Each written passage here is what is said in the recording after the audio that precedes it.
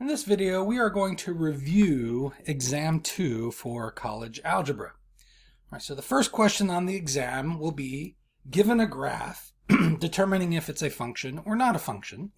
And the method of determining whether it's a function or not is the vertical line test. So whatever graph you're given, draw vertical lines anywhere on that graph. As long as any vertical line only ever crosses once, it's a function. And so for this problem, sorry, I'm not writing it out very well, but is it a function? Yes, because it passes the vertical line test. Any vertical line I could draw would only ever cross this graph once.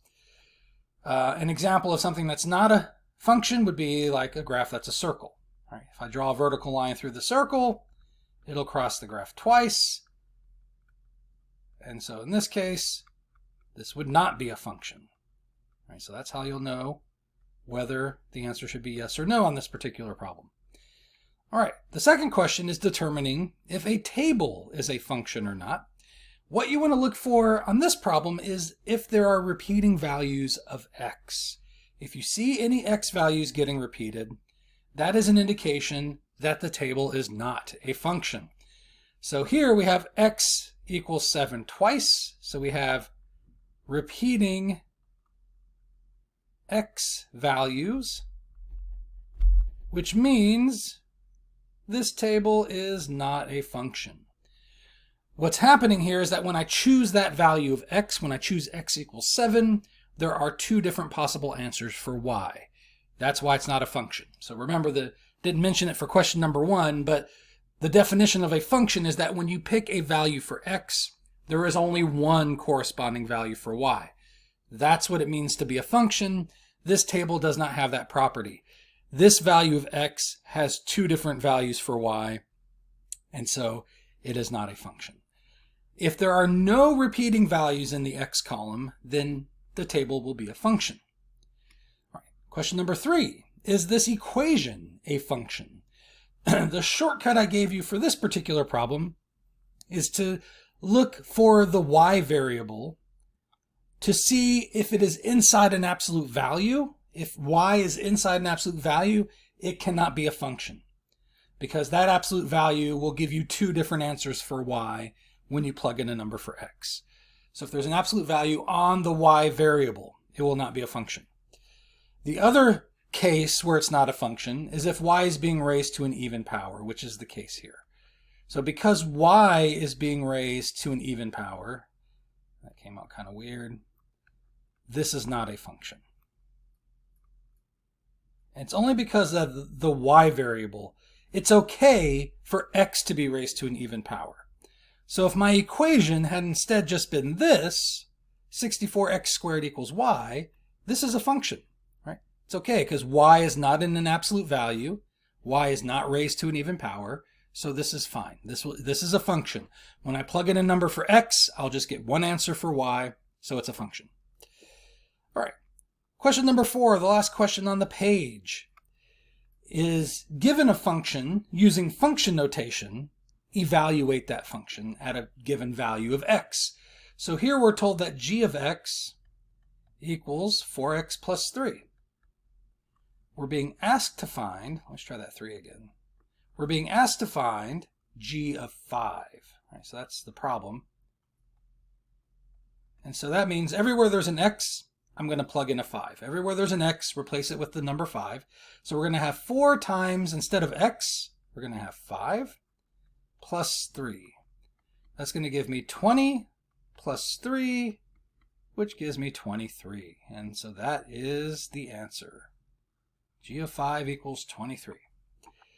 That's all there is to that one. All right, let's take a look at the next question, number 5. It's the only one on this page, actually.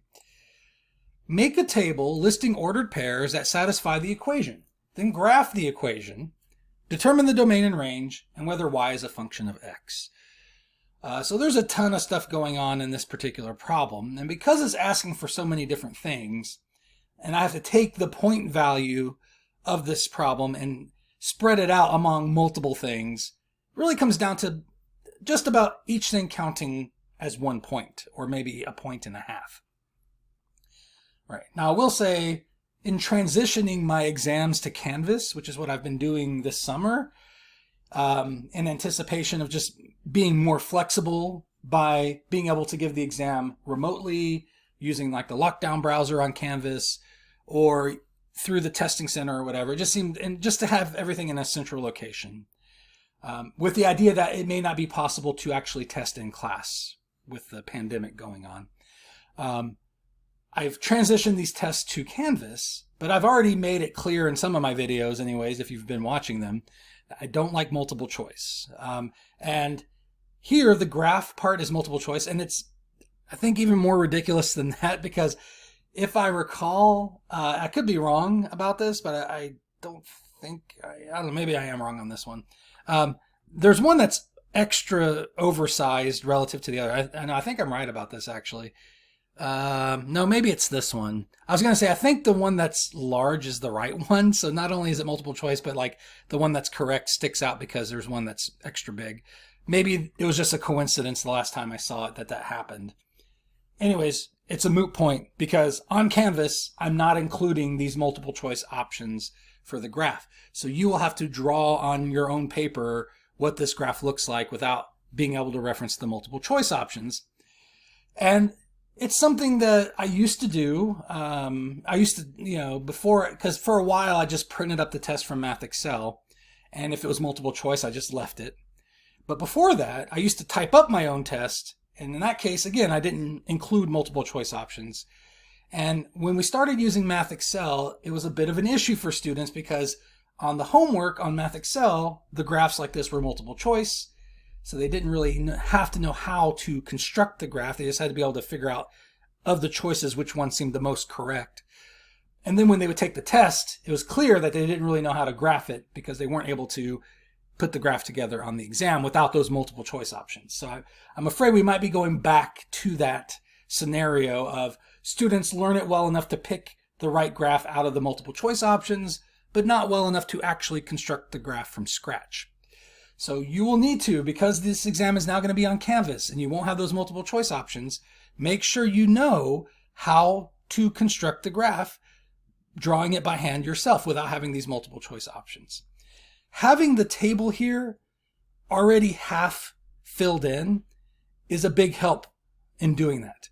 So all you have to do is finish filling out this table. That will give you 5 different points that you can then graph.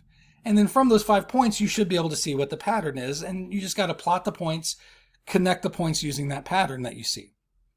And that'll be your graph. So let's go ahead and see how that works. So let's ignore these multiple choice options over here. And let's just draw the graph from scratch. All right. So here, because of the formatting of this equation, it's solved for x. And we have y being raised to the second power. It's easier to get solutions to this equation by picking values for y. And they've made that choice for us. They've chosen the y values that we're going to use for us. We'll take these chosen y values, plug them into the equation, and then let the equation tell us what x is equal to.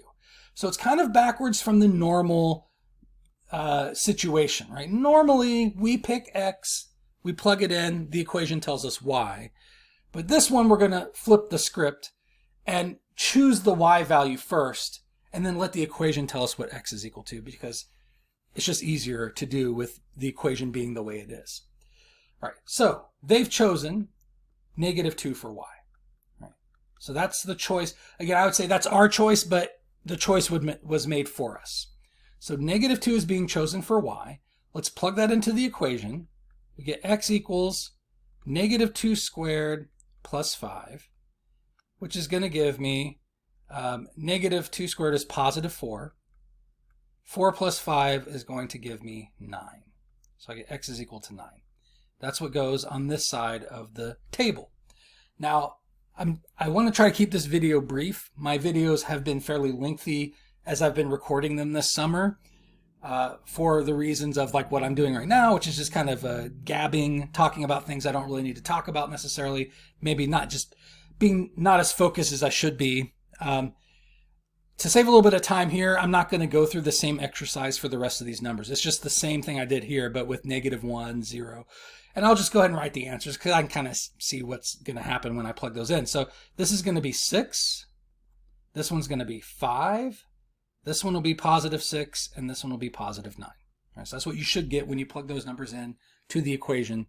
That's what you should get for x. All right, so that's 1 point on the test, right? So you get 1 point for filling in the table the rest of the way. The next point or two that you will get on the test is trying to graph this equation using the information from the table. So perhaps 1 point for plotting the points, and then 1 point for actually like connecting them into the graph, the shape that the graph should be.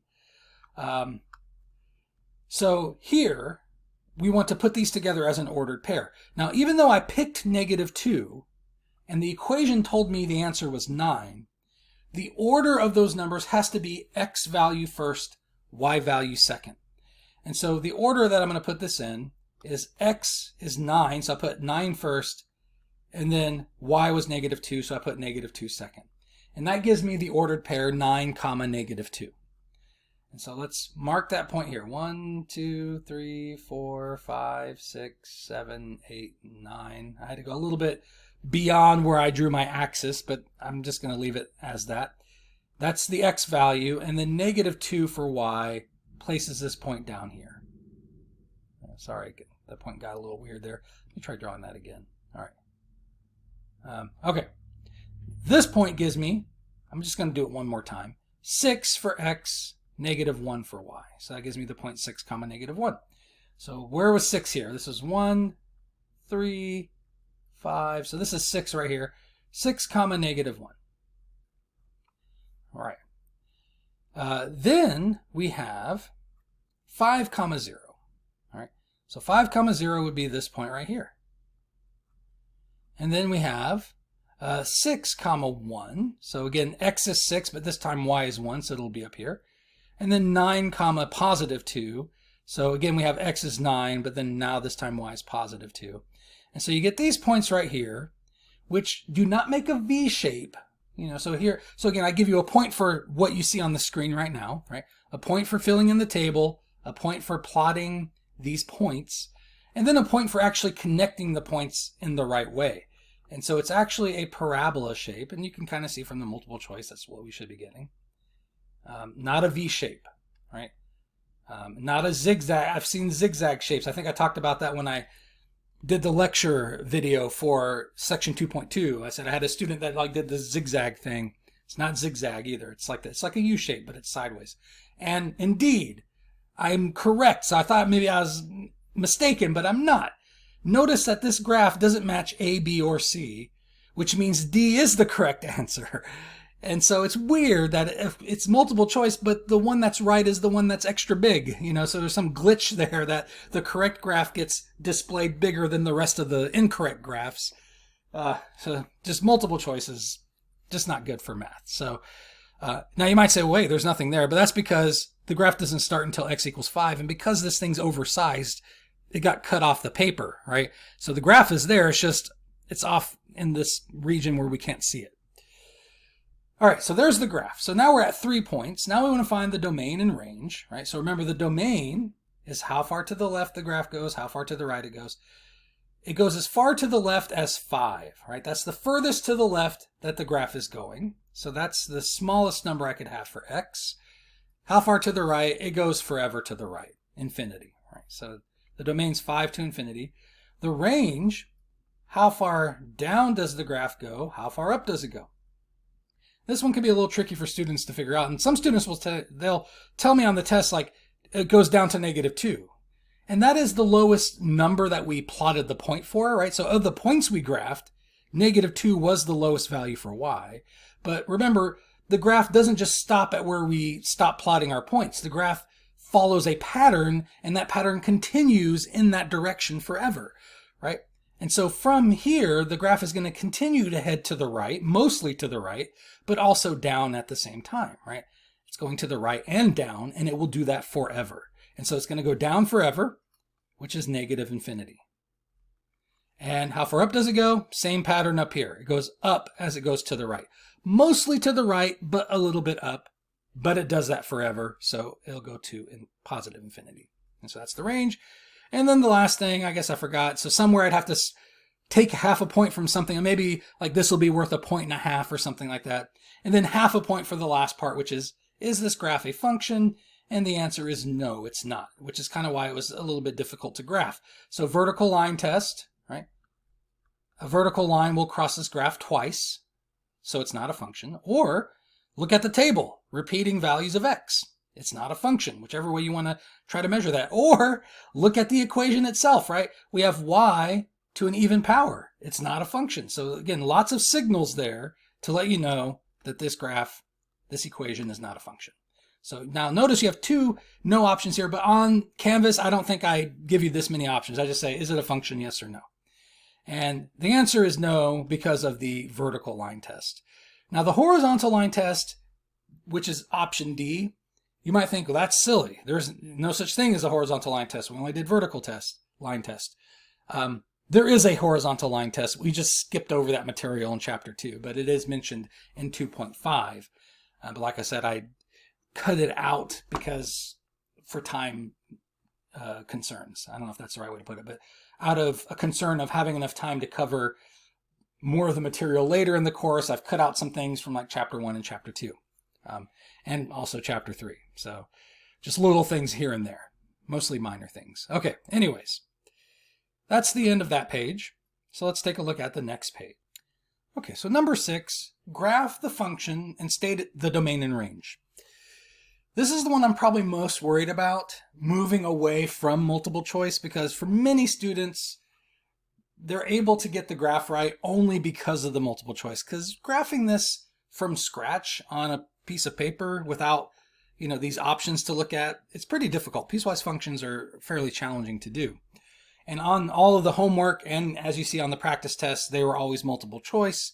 So it's pretty hard. I can see why it might be kind of hard to transition to actually graphing these without the multiple choice options on the exam, but that's what you need to focus on being able to do. So don't just do the homework just to get the right answer and as quick as possible. You want to make sure you're doing the homework and studying for the test, especially for problems like this, so that you understand the material and that you are able to figure out the answer without the multiple choice options being there, because that is how it's going to be from this point on with our test being on Canvas. At least until we switch now, because we're using Math Excel, something we are discussing right now, because I don't know, we kind of get the feeling like there's been some decisions being made about what's being supported in Math Excel. And I think, not that they've made any official announcements, but we're kind of wondering if they're going to sort of try to phase out Math Excel as a service and only have My Math Lab. But with Canvas, My Math Lab actually works better with Canvas than Math Excel does. I mean, they have this integration feature, so you can have, My Math Lab integrated with your course material on Canvas. And so it's something we're looking into. And if we go that direction, we may be able to just leave the test in My Math Lab with the multiple choice options and still be able to do all the other flexible things that we need to be able to do.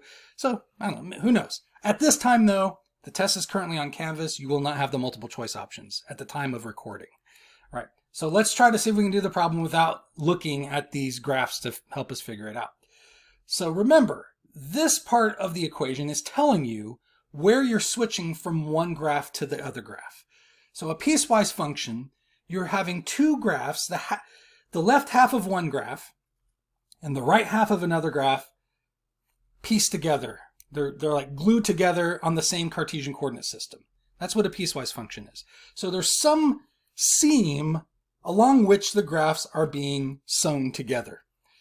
That seam is indicated by, excuse me, I just had a big sip of coffee and it's not going down very well. So is given by this part of the equation, right? When x is bigger than 1, use this equation to graph. When x is smaller than 1, use this equation. So at x equals 1 is where we're switching from using one equation to using the other equation. So that's where the graphs are going to switch on us, from the left half of one graph to the right half of some other graph. And so the way you draw this by hand is not like that, because that's a horrible vertical line. Oh, that's really bad too. Let's see, I don't know. I guess this angle's kind of tough for me here. So there's the y-axis, there's the x-axis, okay?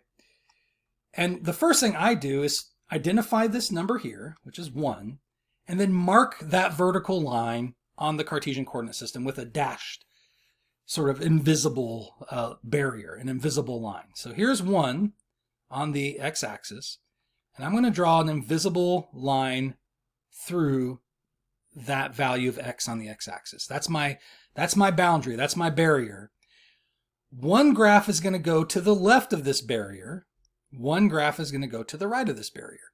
To the left of this vertical line, let me start with this. On this vertical line, x is equal to 1. This is where x is equal to 1. So to the left of that vertical line is where x is less than 1. That describes this region over here. To the right of that vertical line is where x is greater than 1. And so I go by the description here to decide which equation to graph in these two regions, right? So when x is greater than 1, I should be using this equation, which is y equals x plus 2. So x is greater than 1, that's this region right here. I'm going to graph y equals x plus 2, because that's what this equation is telling me to graph, right? When x is bigger than 1, that's to the right of the vertical line. This is the equation you should use to graph, y equals x plus 2.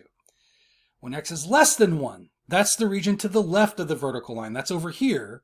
We want to use the equation y equals x minus 3. So over here, in the region on the left-hand side, we graph y equals x minus 3. To graph these equations, they are linear equations, which we didn't really study in Chapter 2. That is from Chapter 1. We didn't really spend any time on it in Chapter 2 because we already learned it in Chapter 1. And you're expected to be able to recall that information for use on this particular problem in Chapter 2. And we don't really see any other lines being graphed anywhere else in Chapter 2. It's just this one particular problem. There's some lines to graph, and so you need to recall how to do that. And the quickest way to graph is to use a point and the slope. And especially if it's already solved for y, like this one is, we should be able to quickly identify a point and the slope, right? The point that we can quickly identify is b. That's the y-intercept, right? That gives me 0, negative 3. So b is equal to negative 3 for this equation. That tells me the y-intercept is 0, negative 3, which is a point that I can then graph. So 1, 2, here's negative 3 right here on the y-axis. That's the y-intercept. There's my point. The slope is equal to 1 for this equation. So think of that as 1 over 1, right? That tells me to go up 1 to the right 1. So the slope gives me a set of directions for finding a second point. I will start at the first point that I have, 0, negative 3. I'm going to go up 1 to the right 1, and I land directly on the boundary, which is fine. You can graph it. You can graph this line all the way up to that boundary. So you actually want the graph to land somewhere on the boundary, right? So it's fine to know where that point is. It's actually really helpful, right? And then with 2 points now, we can connect these with a straight line. So I'm going to connect these 2 points. I'm trying to find a good color to use that I haven't used already, but they're all pretty much used up here. So let's do this. Okay. So connect those 2 points with a straight line. Wasn't really straight, but close enough. All right. Now on the boundary itself, we have to make a decision. As you can see, I said, let's not look at the multiple choice options, but as you can see in these multiple choice options, there's an open circle, there's a closed circle. I saved that decision for last. So I'm not going to make any decisions on that yet.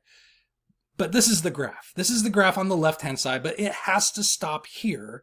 It cannot cross the boundary to the other side because on the other side, there's a whole other equation that we're supposed to use for graphing over here. And it's going to make a different line than what you see here. Usually it makes a different line. Sometimes they can actually connect up, but I haven't seen that happen with this particular problem. All right, now for this one, the easy point to get would be 0, 2, right? That's the y-intercept. And the slope again is 1, so we can think of this as 1 over 1. The issue though is that you cannot graph that point for this equation because that point would be located, and I said negative 2. I'm sorry about that. That should be positive 2. I have to just undo everything here. It decides to let me. Okay. I don't know, it makes me nervous. I'm like, does somebody like hack my computer and like, because it glitches like that fairly frequently. I'll be doing something and it'll just like pause for 10 seconds. I can't move my mouse. So I don't know if it's just a quirk of the computer or if there's some nefarious software on my computer that's doing that to me. I mean, I haven't noticed any other issues, but it's frustrating to say the least. So 0, 2, right? And the slope is 1. But all the other stuff I said still stands. You can't use this point because this point is located over here. And I can't plot points for this equation on the other side of the boundary. This equation has to stay on the right-hand side of the boundary. So I can't use the y-intercept because it's on the other side. So I have to find some points that are on this side of the boundary. So what we could do instead is just, use what we learned in chapter 2, the generic method, pick a number for x, plug it into the equation, get the corresponding value for y, and that'll give me a point. And so I'm going to pick x equals 2 because that will guarantee that it's on the right side of the boundary. I'm going to pick 2 for x. That was my choice, but you have to pick something. Again, the requirement here is that x has to be bigger than 1. So when you pick a number for x, you have to satisfy that requirement. It has to be a number that's bigger than 1 for the point to exist on the right side of the boundary. All right, so I picked 2. That's the easiest one to pick. That's bigger than 1. Plug it into the equation. We get 2 plus 2, which gives me that y is equal to 4. So I get 2 comma 4, which is right here. Now from here, now that I have 1 point, that's all I really needed to then use the slope to find a second point. So it's your choice. You can continue to pick more numbers for x to plot more points over here. So I could pick 3 for x. I would get 5 for y, right? And that gives me another point. So that'd be one method, is just find another point using the same thing we just did. Or you can say, well, now that I have 1 point, I can use the slope to find a second point. From here, I go up 1, so it goes up to 5, and then to the right 1. And so I end up at 3 comma 5 that way. So either way, whether you're picking 3 or you're using the slope, you get the same point here, 3 comma 5.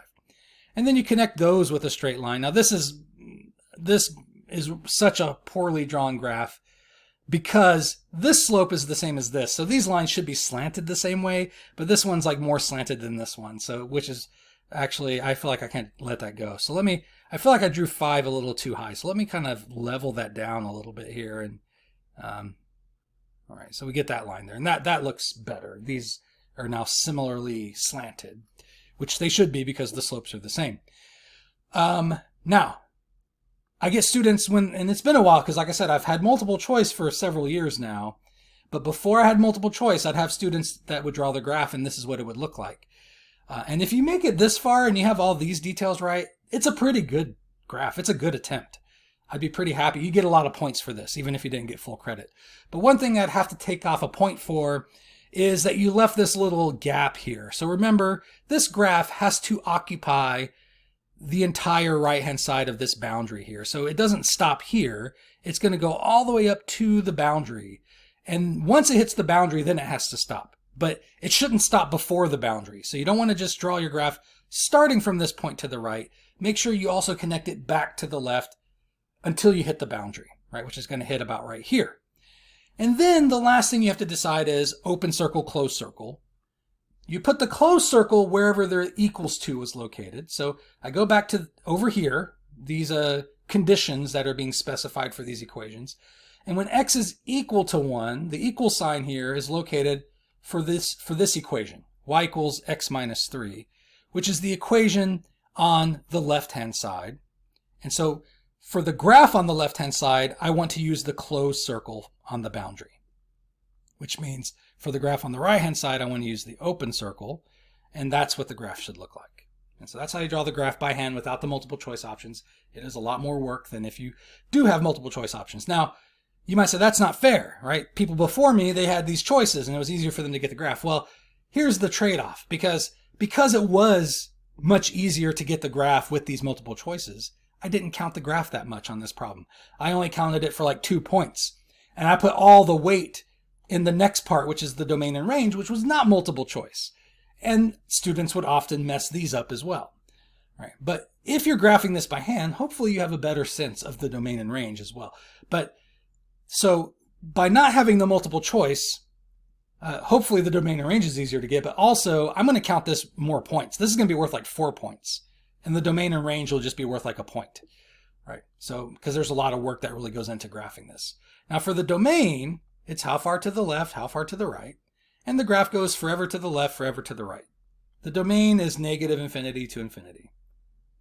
And for this problem, that's what it always is. For most of the piecewise functions that we've done, that has been the answer. And I'm not saying that that's common or that has to be the case, but it's pretty common the domain is all real numbers for these piecewise functions. Now for the range, something weird is going on. Right? It's how far down, how far up. And it goes down forever, so negative infinity. All right, let me try drawing that again. I almost hit the wrong button there. Negative infinity. It goes up forever, so positive infinity. But there is a big gap in the middle of missing y values, right? These y values do not exist on the graph, so they should not be part of the range. So for example, y equals 1. It's just missing from the graph. No point on either of these two lines has a y-coordinate of 1. And if it doesn't exist in the graph, it should not exist in the range, right? Same thing for the x values, but there's no x values that are missing, right? If you choose like x equals 0, well, there's a point here with x equals 0. If you choose x equals 1, here's a point with x equals 1. If you choose x equals 2, there's a point here with x equals 2. If you choose negative 1, there's a point here with x equals negative 1. So every x value is accounted for. Every value of x exists somewhere as the x coordinate of a point on this graph. But not the same can be said for y, right? There are y coordinates missing from this graph, so we have to adjust our range accordingly. So when you do the how far down, how far up, the proper way, and this is true for the domain as well, when you say how far to the left, negative infinity, from there you should think about starting from negative infinity, how far to the right can I go? And if you hit any gaps as you go from left to right, then you should have gaps in your domain. But we don't hit any gaps going left to right. This gap only exists going up or down, right? There's a gap here vertically. There is no gap horizontally. So for vertical, how far down does the graph go? Negative infinity. From there, how far up does it go before you hit a break, before you hit that gap? It goes up to this point here, which the y-coordinate is negative 2, right? So the y value for that point is negative 2. And then that's where it stops temporarily. Our range has to do the same thing. So how far down does it go? Negative infinity. From there, it goes up to negative 2, including negative 2, because there's a closed circle. Right? So you put a bracket on that because of the closed circle here. And then we stop. We stop having y values for a little while. So negative 1 doesn't exist, 0 doesn't exist, 1 doesn't exist. 2 is missing, right? Because this graph would have the y-intercept of 2, but it doesn't exist until you hit x equals 1, where the y-coordinate is 3. So the graph doesn't resume again until you hit 3 for the y value. And it doesn't even include that number, right? Because there's an open circle, we have to use parentheses, but starting at 3, from there, the graph then goes up forever to infinity, right? So make sure you take that gap into account when you're describing the range. All right, so that problem took I thought, oh, I'm making good time on this video, and then you hit that piecewise function, and it just is a time killer. All right, let's take a look at this problem. Number 7, determine the correct graph that best depicts the following scenario. So this has to do with increasing, decreasing constant. The bears dominated the market during the first quarter with massive sell-offs. Now, that's confusing to me, okay, because I'm not a business major. I was not a business major. I have no business sense whatsoever. I'm not an investor. I don't know, maybe I should have moved in that direction because it's quite lucrative from what I hear, and they do like people that are good at math to help with all that investment stuff. But I don't know what a bear market is or what a bull market is. I just know there's bears and bulls, and I don't know which one's which really. Now, one clue I do get here is massive sell-offs, which means the prices must be dropping for you to want to sell your holdings before they keep dropping any further, right? So it seems like it's on a decline. So the bear thing doesn't mean anything to me. I have no idea what that means. The sell-offs is what registers to me as a decline, a decrease.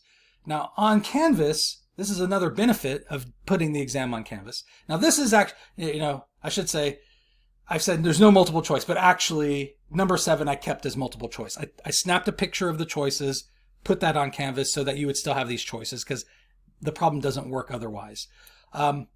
And on Canvas, I actually added a hint there to let you know that this means the prices are decreasing, they're going down. So your graph should be decreasing. So these massive sell-offs tell me that the graph is decreasing. Right.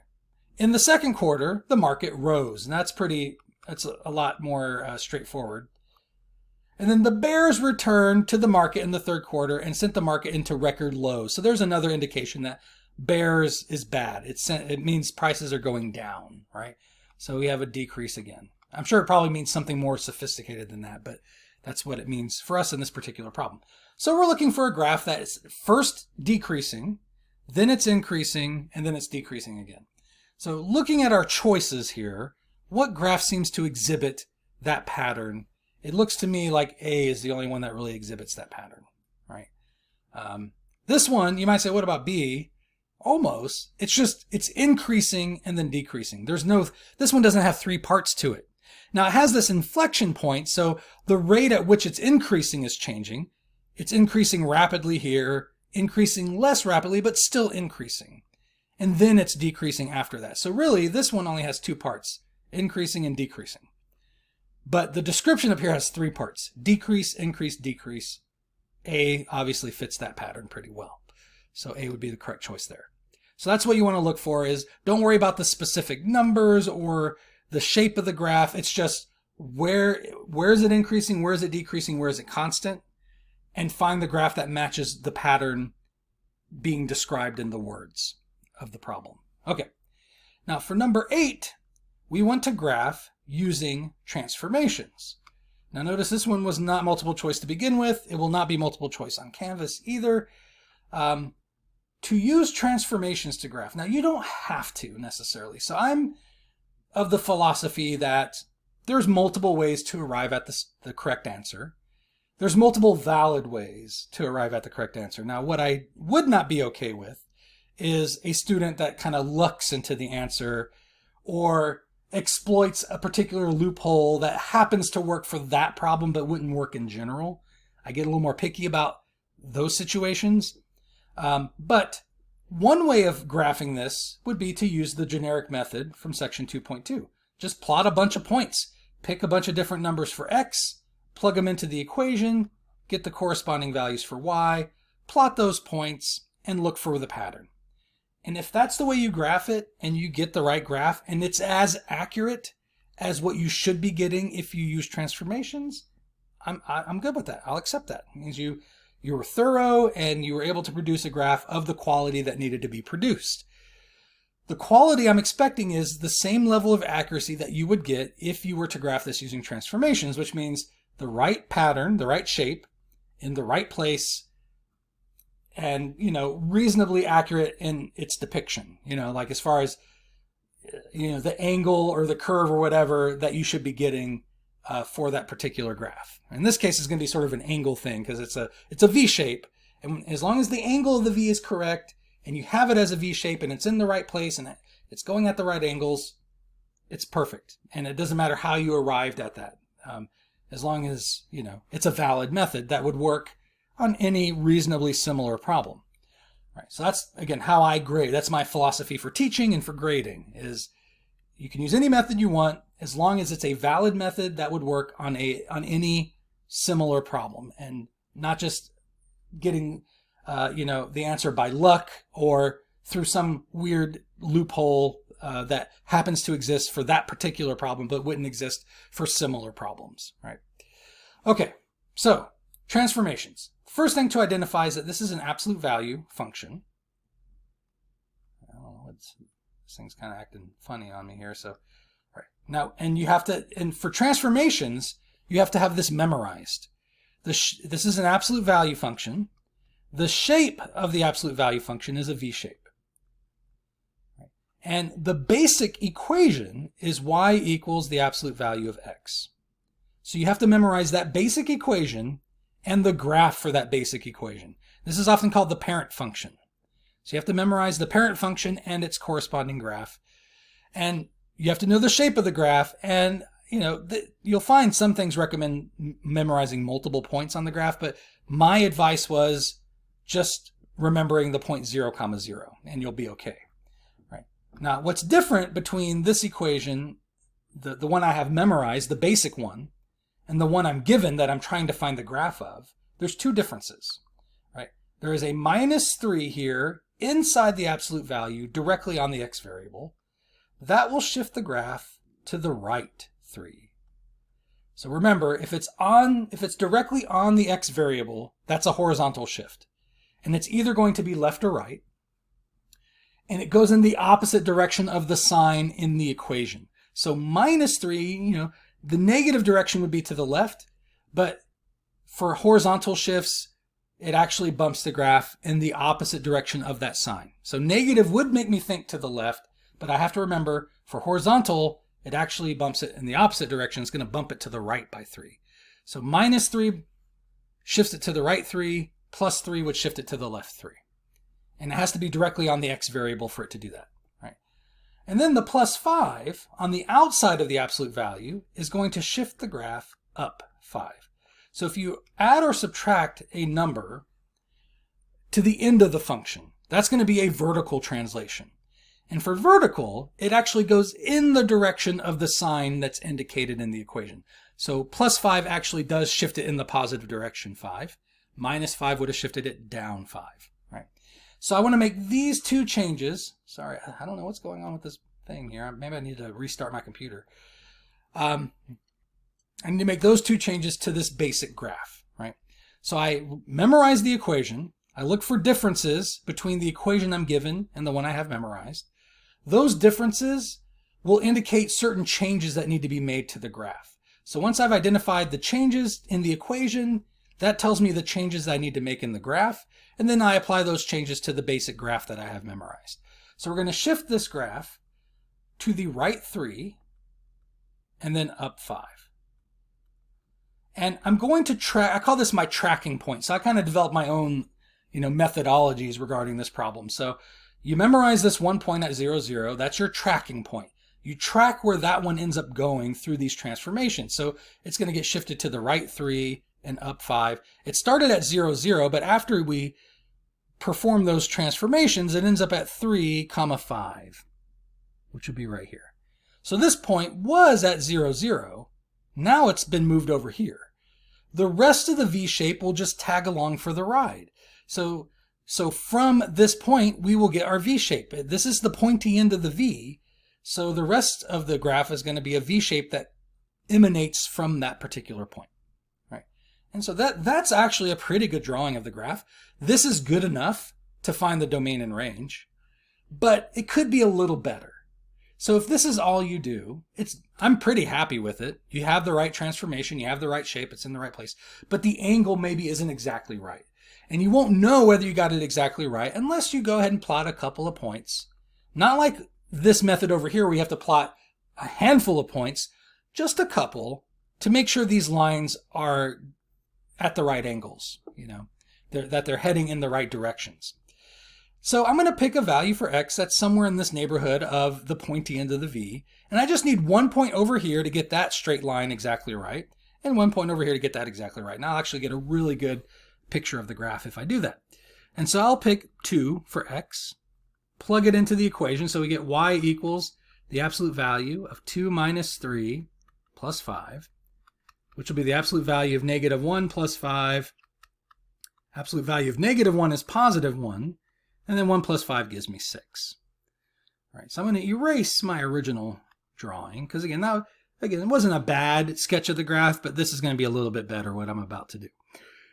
Excuse me. Oh, that coffee is giving me a hard time. Okay, so 2, 6, and it's the same exercise. So I'm just going to write it, the answer without going through the details. But if you choose 4 for x, see, well, it's glitching on me again. I don't know what's going on.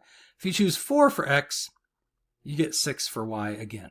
You'll get the same answer for y. So let's go ahead and make sure it's in the right place.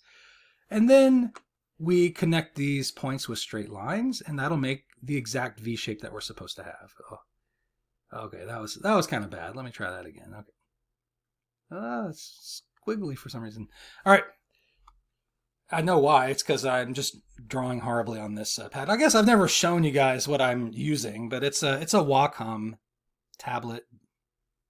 It's a 1. The model is called 1. And I don't know if it's available anymore, this particular model. But you can see like it's just a piece of plastic, you know.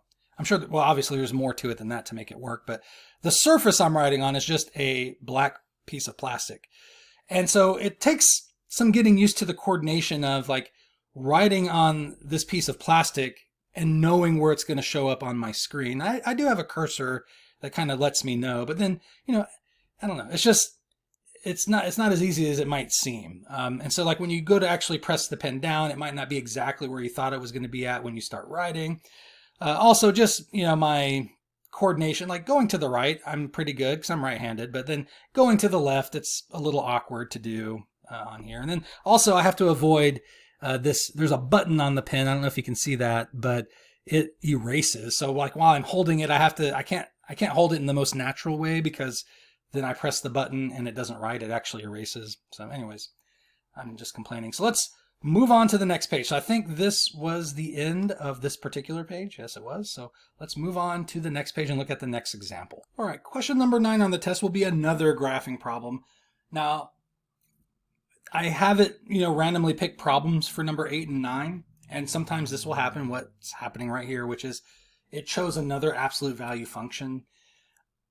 In creating these exams on Canvas, I was careful not to have the same function twice in a row. So like number 8 might always be absolute value, and then number 9's always a square function or something like that. That way I can make sure they were both distinct from each other. Because this is really going to be the same kind of exercise. It's an absolute value function. So I think about what's the one I have memorized for that. It's a V shape. The pointing is at 0, 0. The basic function is f of x equals the absolute value of x. So I have all that stuff memorized. Let's try that x again. All right. What's different here is we have a plus 3 inside the absolute value directly on the x variable. We kind of just talked about this.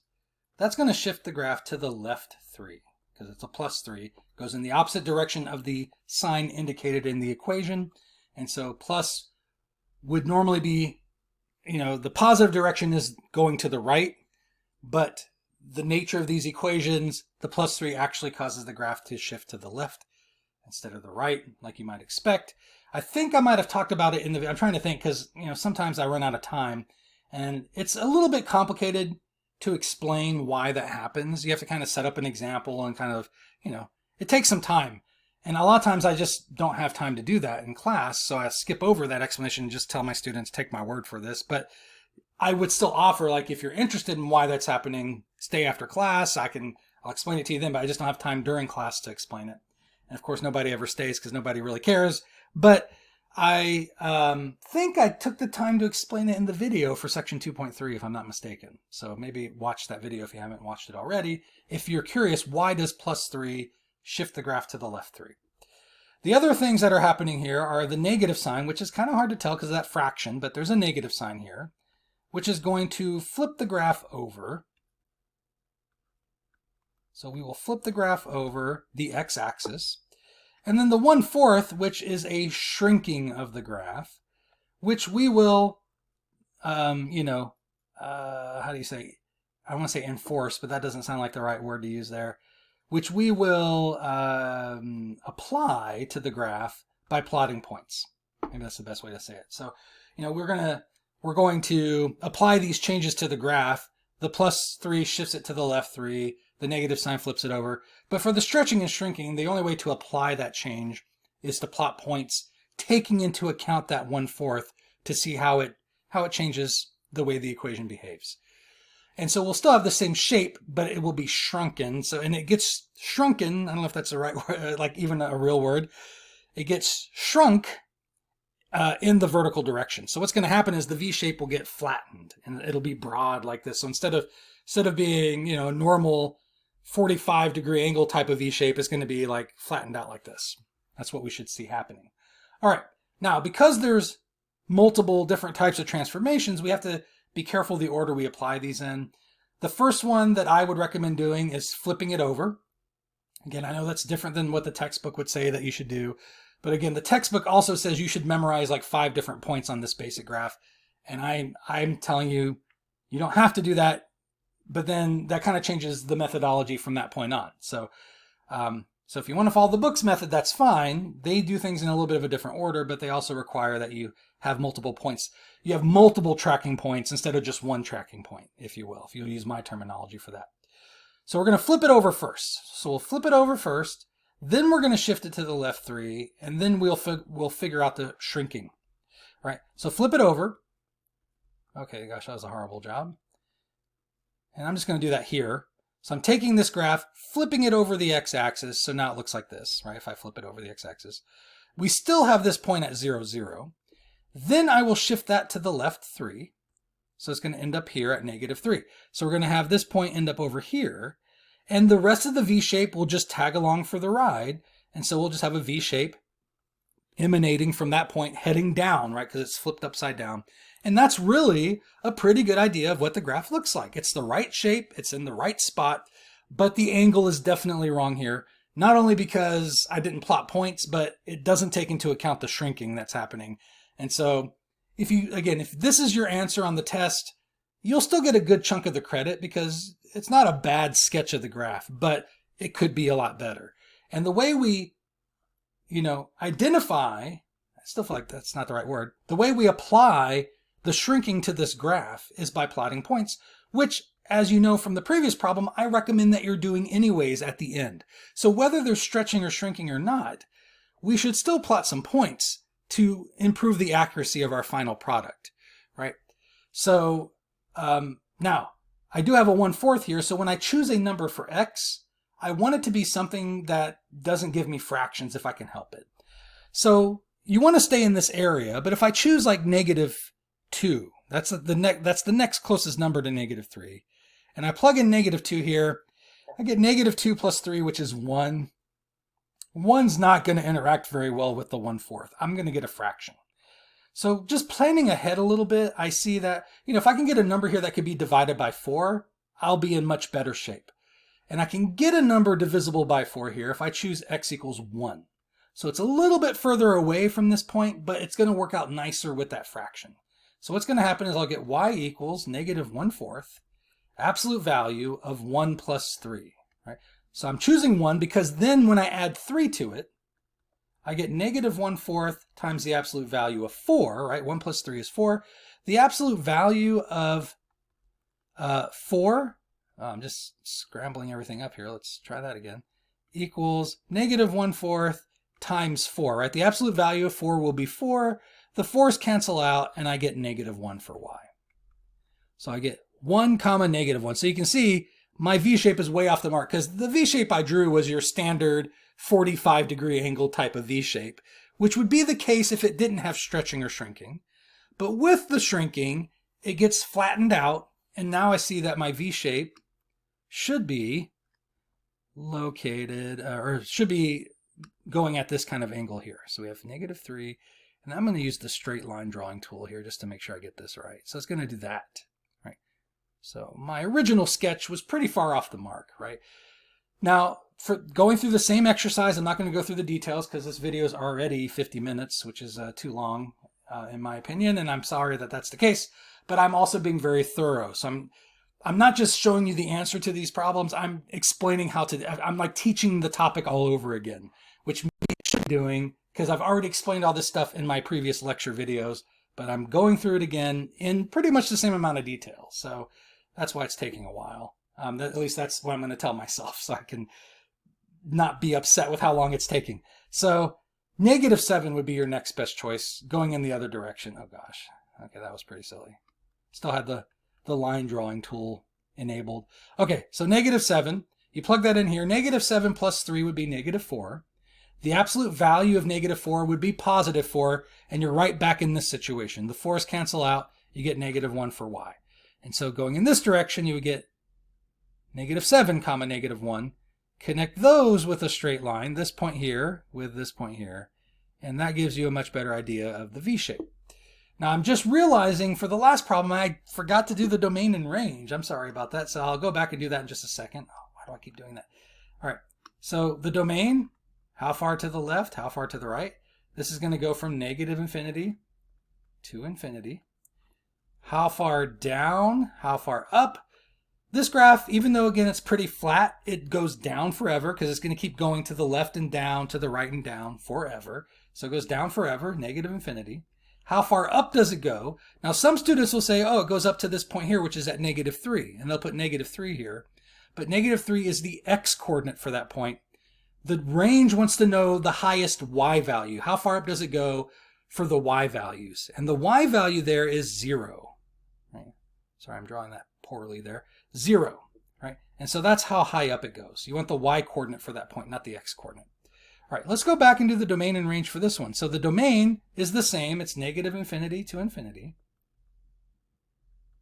And the range, how far down does it go? Well, it goes down as low as 5, right? You want the y coordinate for that lowest point, which is 5, right? Including the 5, right? It reaches the 5. How far up does it go? It goes up forever, so infinity. So that'd be the domain and range there. Sorry, I forgot to do that.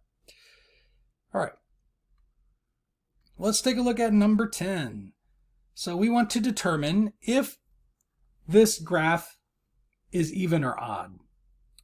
Now this one's a little bit backwards. It's asking first for you to look at the graph, which maybe is an easier way to approach it, but may not always be possible depending on which kind of equation you're given. You know, we might not have talked about how to graph it, but this one you should know, right?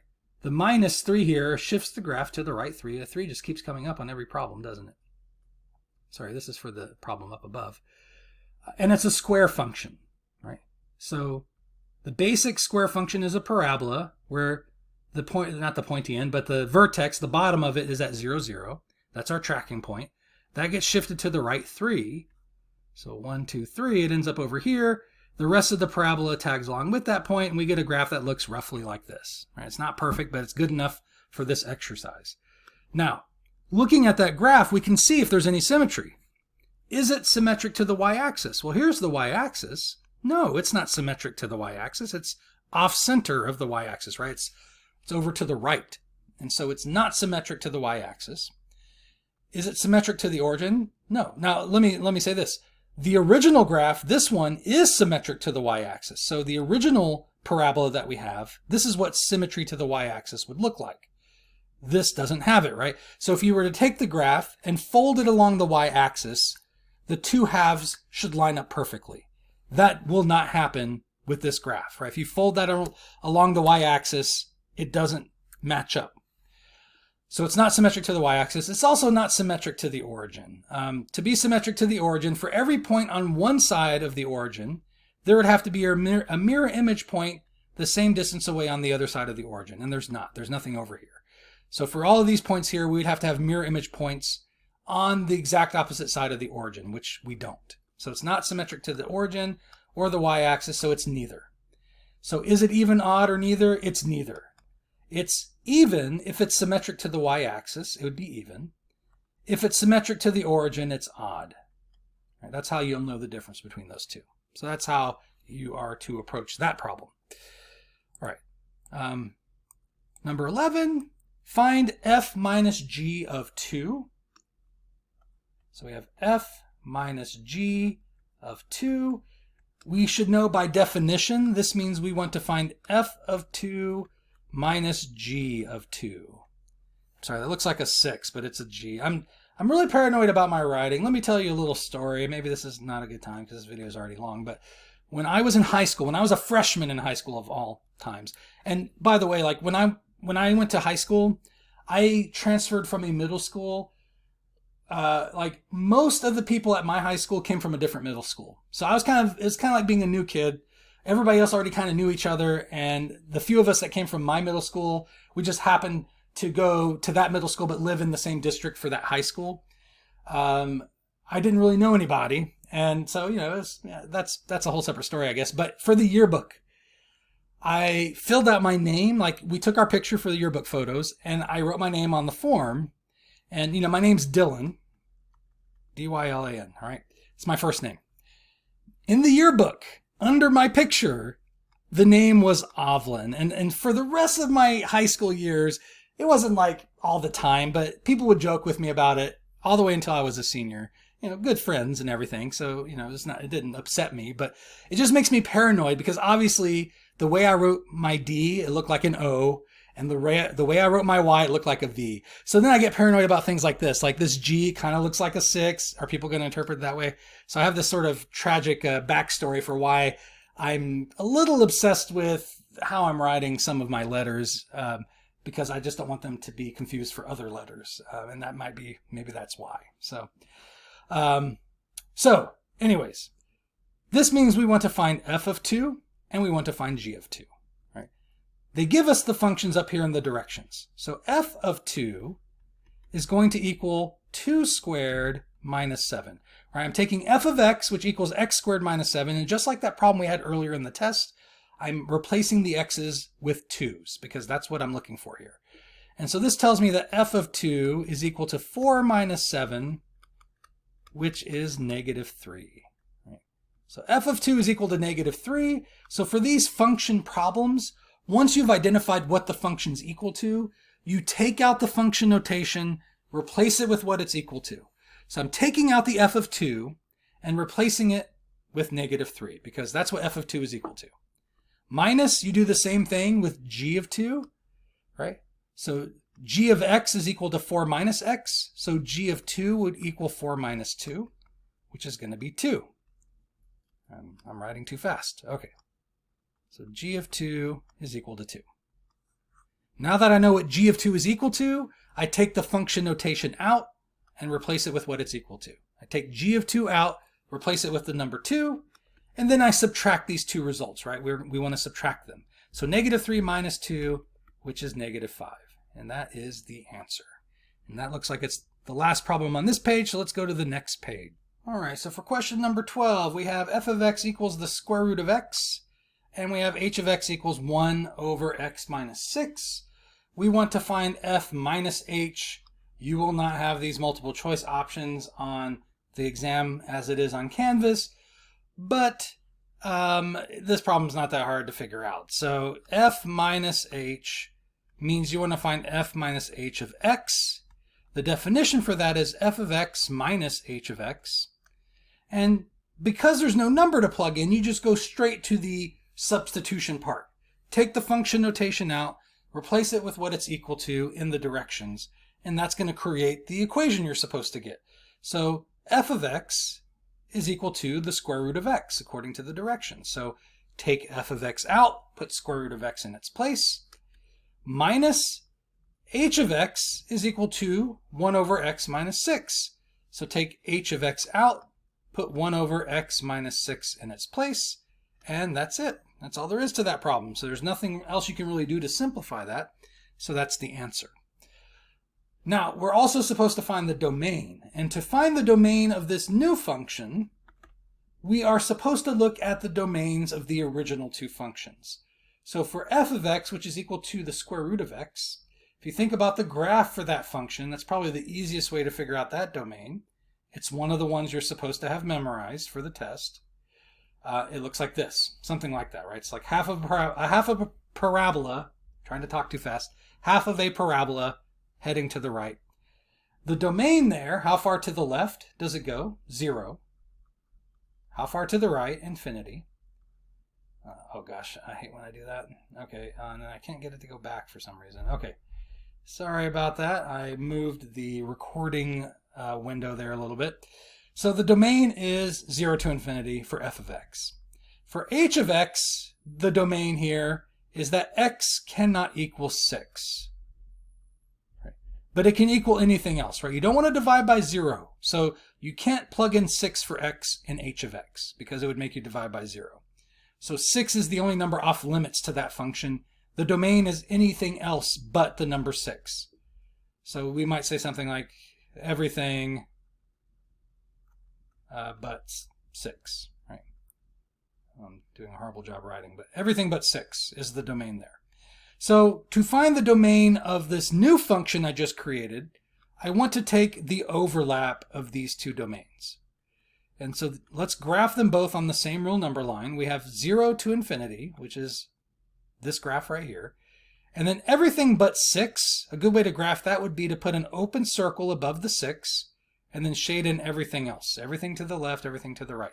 So I've shaded in everything but the number 6.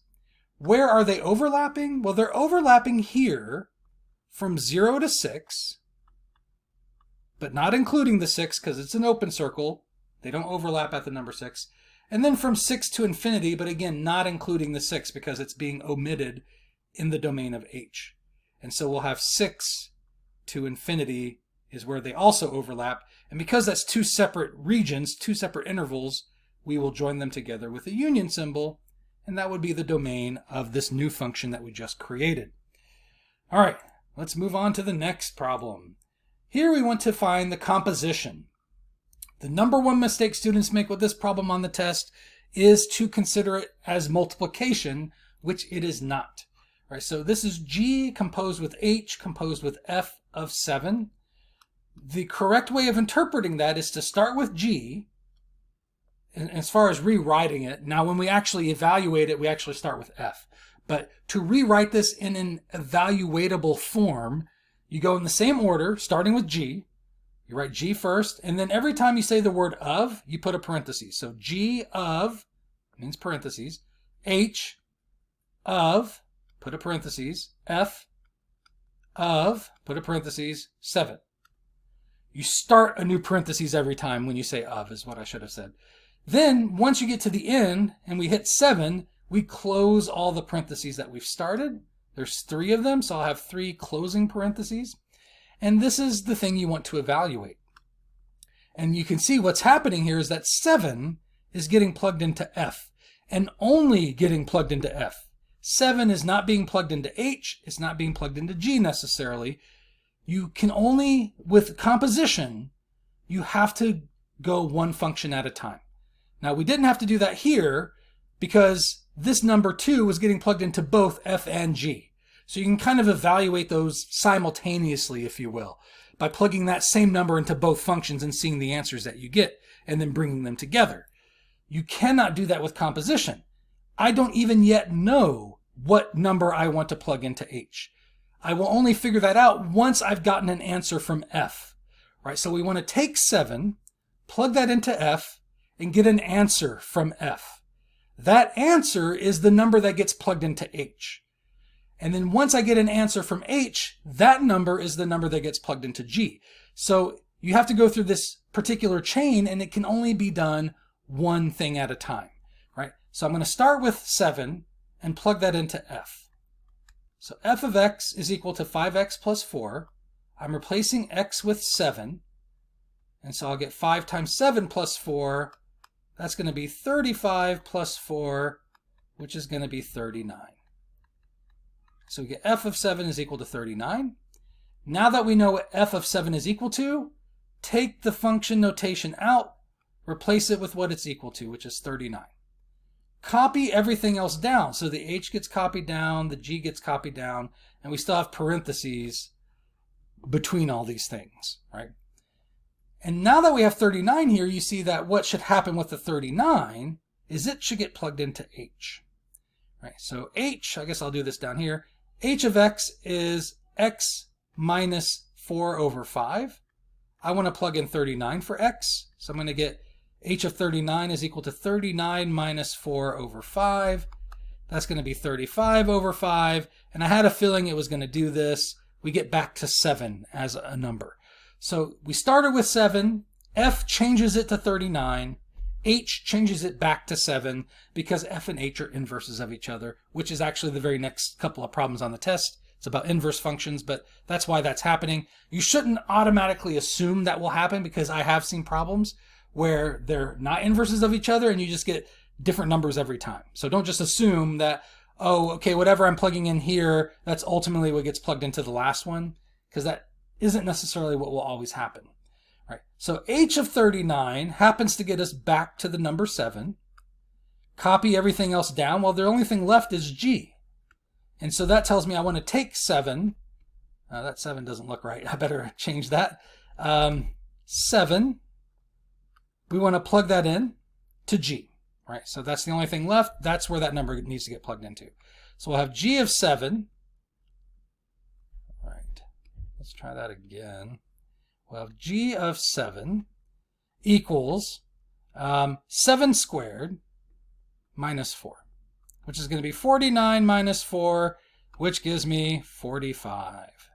And that's the final answer, right? G of 7, that's equal to 45. That's the answer you're looking for. All right. Ugh. Just having trouble writing numbers now. Now I'll say something else that probably doesn't need to be said on this video, but this is the 4th video I've recorded today. So I'm in the middle of summer. Things are moving quickly. I tried to record some lessons before my summer classes started, but obviously not as many as I should have. And now I'm kind of at a point where I've got to get a bunch of them done in order to keep up with the pace of the course. In addition, so I'm recording these in addition to actually teaching them face-to-face to a few students who are still coming to face-to-face class. And so it's just a busy time for me right now. And 4 videos is definitely too many to record in one day. So I apologize if I seem a little bit out of it. Right, number 15, find the inverse of the following function and where does it say? Is it a comma there? Of the following functions, graph both f and f inverse on the same coordinate plane. All right, so here's the function I'm given. Y equals, I almost didn't see that negative sign, negative 2x minus 3.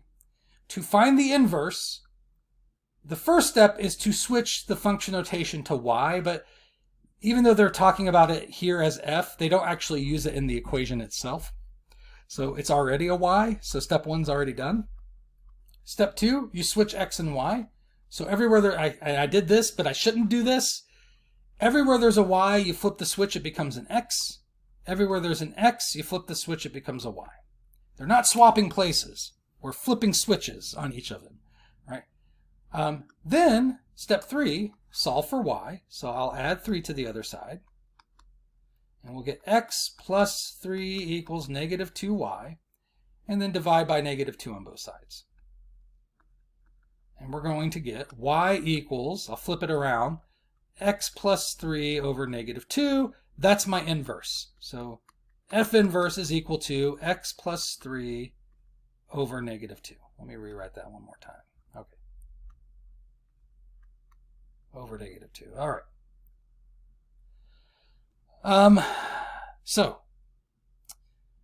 That is the inverse function. That's this answer here. Then they want us to graph both of these. Now the first equation is easy to graph. It should be easy for you to graph. It's a linear. Okay, now I guess I lied earlier, didn't I? Because I said on the piecewise function, this is the only part in chapter 2 where you have to graph a line. But actually, we're having to graph a line again for number 15. So there's 2 spots where you have to graph a line in chapter 2. This fits the y equals mx plus b format. And so I'll graph using those shortcuts. So b is negative 3. So we have 0, comma, negative 3 as our y-intercept. M is negative 2. I can think of that as negative 2 over 1, which tells me to go down 2 and to the right 1. All right, from that point. So I'm going to start at 0, comma, negative 3. I'm going to go down 2 to the right 1, and I'll get another point located there. With those 2 points, I can draw this graph. It's just a straight line connecting those 2 points. And so I will see what I can do with that. So I'll use the line drawing tool to help. And then it needs to go in this direction as well. So it's going to, it looks a little too disjointed there. Let's try that one more time. Okay, that looks better. All right, and there's my graph. That's the graph of the original function f. It also wants me to graph the inverse. It wants me to graph this function here. But this one's actually really tough to graph. If you format it correctly, you take the negative 2. Whoops, sorry, I forgot I had the line drawing. I keep doing that. Done that like 5 times on this video already. You take the negative 2, divide it into each of these separately. You'll end up getting negative 1/2 x minus 3/2 when you do that, which is not easy to graph, right? The y-intercept is a fraction. It's negative 1.5 if you want to write it as a decimal. The slope is a fraction, and so it's just going to be difficult. It's just going to be difficult to graph. I feel like I just need to rewrite all this. That x is bothering me. Okay, so negative 1/2 x minus 3 over 2. And students will try, and it's difficult. It's very challenging. Now on Math Excel, you can't graph with these numbers. You have to have nice whole numbers to plot as points, which makes this even more difficult to graph on Math Excel. But even on paper, it's difficult. So here's the shortcut that you need to know for graphing the inverse of a function. Take any point. So if you already have the graph of the original function, to graph its inverse, all you have to do is take the points on that graph and switch the x and y coordinates. Just like you do in the equation, you switch x and y to go from this function to its inverse. You do the same thing in the graph. To go from the graph of a function to its inverse, you take every point on that graph, switch the x and y coordinates, and that will give you the graph of the inverse. It's that simple, right? So this point, which was at 0, -3, for the inverse, that point's going to become -3, 0, right? Which is going to be right here. And this point, which is at, let's see, 1, -5, for the inverse, it's going to be at -5, 1. Right? And so we will have -5, 1, which is this point right here. And then you just connect those 2 points with a straight line, and that will give you the graph of the inverse without having to actually work with this equation. We just take the points we already have for the original function, switch the x and y coordinates, and that'll give us the graph of the inverse directly. And so let me connect these 2 points with a straight line, and we will be done with this problem. All right, so it's going to go off in this direction. I was a little bit off the mark there. I'm not really happy with that, but I guess I've already taken up so much time. I don't want to spend too much extra time. I'm going to try that one more time. Down here. Okay, that's a little bit better. All right. And so the graph will look like that. Okay, so the green line is the graph of the function. The red line is the graph of its inverse. Okay, let's take a look at the next page. All right, for number 16, we are given a function and we're asked to find its inverse. So the function we're given is a pretty tough one to work with, but in my defense, I went over this problem in the lecture video or in class. If you were taking a lecture face-to-face, I would have gone over this problem in class. You will see it on the homework. It'll be a problem on the homework just like this. And now you're seeing it on the practice test, and I'm going to let you know that this is the problem that will be on the actual test. The numbers will be different. It won't be 7, 5, 6, and 9. There'll be some different random numbers put there. But the structure of the function will be exactly the same. It's the only one. There's no alternates. This is the one you're going to have to deal with. So be ready for it. You should be ready for it. You've seen it enough times. All right. So step 1, replace f of x with y. Right. So we get y equals 7x plus 5 over 6x plus 9. That's the first step. And, you know, I'm pretty generous with partial credit on this problem too. If that's all you do with this problem, I will give you a point for that. 1 point out of 5. That's 20% credit for not really doing much, just replacing f of x with the y variable. Right? And step 2 also doesn't take a whole lot of effort to accomplish. I'm just really having trouble writing these 7s. It's bugging me. I should find another. And I was never taught to put the line on the 7. I just kind of picked that up in college. Now I'm really thinking maybe I should just go back to not having lines there. Just seem to be having trouble with that. And I've already messed this part up. Step 2, Step 2 is switch x and y. Everywhere there's a y, switch it to an x. And everywhere there's an x, switch it to a y. So this is a 7, so we'll have 7y plus 5 over 6y plus 9. Every x gets switched to a y. That's step 2. Again, doesn't take much effort. You have 2 points now out of 5. That's 40% credit on this problem, and you haven't really done much in the way of like computation or algebra so far. Now, here's where all the work is. Step 3. And if you want to get the rest of the credit for the problem, it's going to be some hard work to get the rest of it. Solve this for y. The first step to do that is to get rid of the fraction. So you multiply the common denominator to both sides. So I'm going to multiply 6y plus 9 to the left and to the right-hand side. On the right-hand side, they just cancel each other out. So what I end up with is 6y plus 9 times x equals 7y plus 5. Then, can't solve for y while it's stuck in the parentheses, so we will distribute the x to get rid of the parentheses. So we'll get 6xy plus 9x equals 7y plus 5. Next, we will get all of our y's together on one side of the equation. So I'm going to subtract this 7y over here, so it can be with this y, so these y's are together. This term does not have a y, so it doesn't belong in this grouping. So I'm going to subtract it to the other side. And so I will have 6xy minus 7y equals 5 minus 9x. All right. Then the last step is to factor out the y. It's a common factor in both of these terms. You factor it out. You have a 6x minus 7 left equals 5 minus 9x. And now you can solve this for y because now there's just one y here by dividing the 6x minus 7 to the other side. And you get y is equal to 5 minus 9x. Need more room here, over 6x minus 7. All right. And, oh, sorry. Well, I guess the last thing you'd want to do is write this with inverse notation. So maybe instead of rewriting the whole answer, I'll just do this. All right. And that y variable we replace with the inverse notation, and that's the last step. That's step 4. Now, if you remember from the lecture video, there was also a step 5, which was check that the domain and range switch places, but you don't have to do that for this problem because if that were necessary, it would have indicated to us to state what the domain should be.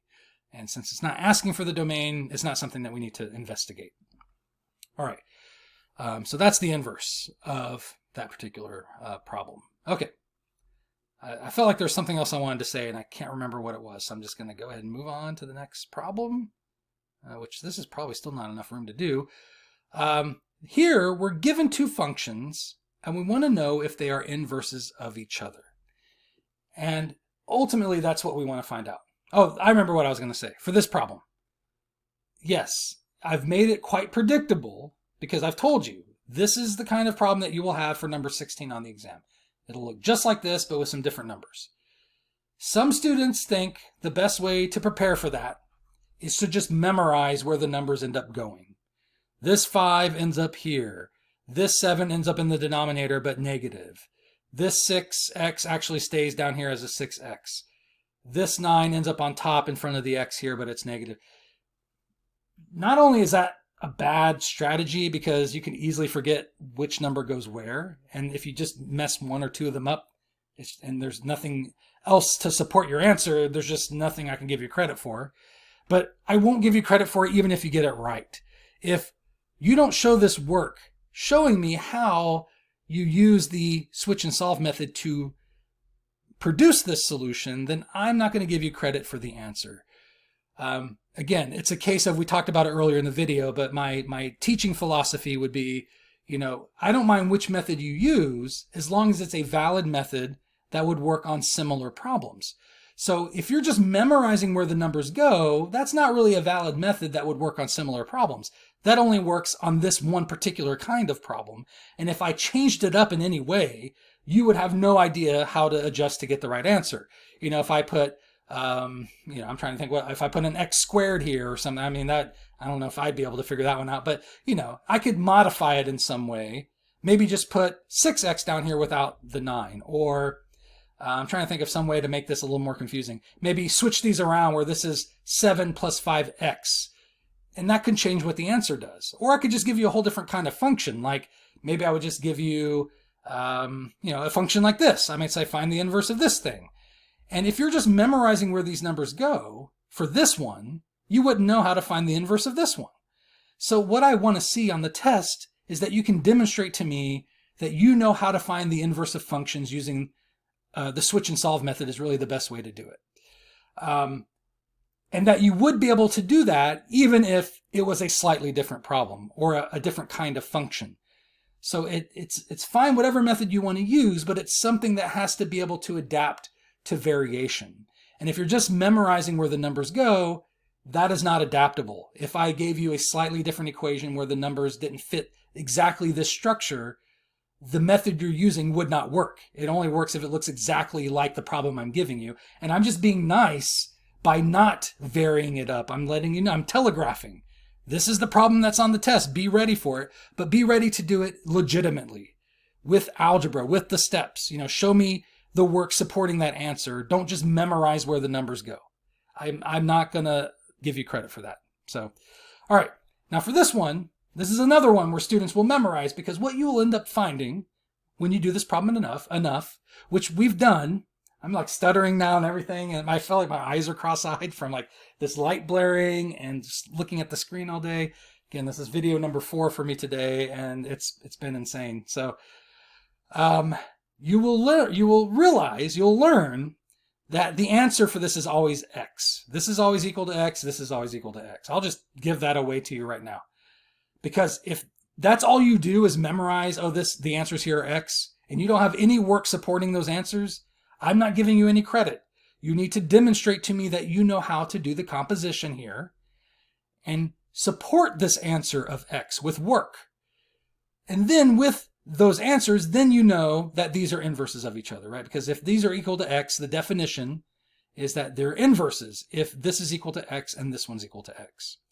But you have to be able to show me that those are equal to x, not just memorize that's what they're equal to. Again, and if, I haven't had too many people argue with me about that, but if it became a problem where students would argue with me about, well, I still got the right answer, you should still give me credit, and it became an issue, I could quickly fix it by just varying the problem. I wouldn't make it have that same structure every time. I would just, make it so that it could be any of a number of different problems. And that way you have to know the switch and solve method in order to do the problem, because you just don't know which one you're going to get. So, all right. Anyways, so find f composed with g. They don't call it composed here, but that's what this is, right? F of g of x. Now this time, we need to take, I feel like did I skip over a problem? I don't know. I feel like there's one missing that I didn't do, because I should have done one of these problems already, and I don't remember doing that. Did I not scroll down far enough on this one? It looks like I did. I must have. Oh, yeah, I did skip it. I'm sorry about that. Yeah, I was going to say, we should have done a composition problem already, and I didn't remember doing one on this video, and it's because my work overshadowed that particular problem. So it should be number 14 here, which I will go back and do after I finish this problem here. So I apologize for that. Oh, I can't believe I missed that problem. Okay, f composed with g. Now, what we want to do, and what we're going to do on that previous problem that I skipped over by accident, is there's no number to plug in, so we go right to the substitution. Take the function notation out, replace it with what it's equal to. We want to take out g of x and replace it with what it's equal to, which is 8 over x plus 2. Right. So I'm taking out g of x, replacing it with what it's equal to here, and then I copy everything else down. So this f is still here, it gets copied down, and this will still be in parentheses. But the g of x has been replaced. The thing that replaces it is the thing that we want to plug into f. So this mathematical expression you see here is what I want to plug into function f. Now, the confusing thing for students that we talked about when I covered this material in section 2.5 is there's already an x in this function, and we're trying to plug in another expression with x. So there's like a identity crisis here, right? Because like there's this x and there's this x, they have the same label, and so it's confusing. It's like, how can they both be x? But they're not the same x, even though they're labeled the same way. This x is a dummy variable that's just holding the place of whatever we actually want to plug into the function. And we could have used any letter as that placeholder. There's nothing special about that one being called x. We could have called it z, and this would be f of z equals 8 over z minus 2, right? And if that helps, do that. Just change it to a different letter so that it's not confusing with the letter that you have here. This one is the real deal, right? So it's sort of an issue of like, who's the real x here, right? Will the real Slim Shady please stand up? I didn't want to say that, but I couldn't resist, right? So which one's the real x? This one is. This one is not, right? It's just a dummy variable. It's just a placeholder. So we're replacing the dummy variable x with the live variable x, 8 over x plus 2, right? So this x is getting replaced with this expression that contains the actual live variable x. So I want to rewrite this function here. There's an 8 on top, so I'll put the 8 on top here. There's a minus 2 on the bottom. And then here's where x was, but that's the dummy variable x. I'm going to replace it with 8 over x plus 2. So I'll have 8 over x plus 2 here, in place of the dummy variable x that was located there. Right? So I'm plugging that in for x, and this is what it's going to look like.